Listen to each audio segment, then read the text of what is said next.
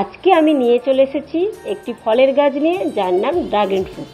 তো দেখতেই পাচ্ছেন 7-8 রকমের ড্রাগন চারা আমি নার্সারি থেকে কিনে এনেছি।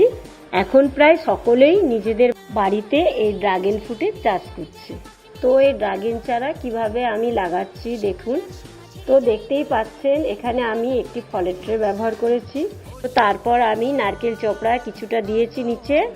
যেহেতু ট্রেটি সাইডে প্রচুর ফাঁক থাকার জন্য তো সাইডে আমি পেপার দিয়ে কিছুটা ঘিরে নিয়েছি, যাতে না মাটিগুলো ধুয়ে যায়। এবার আমি আগে থেকে আমার যে মাটি তৈরি ছিল সেটা আমি দিয়ে দেবো।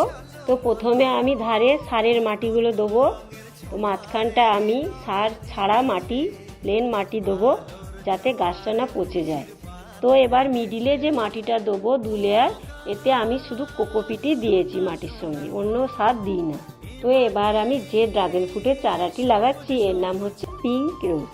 এটি হলো বাংলাদেশে একটি বিখ্যাত ড্রাগন ফ্রুটের চারা।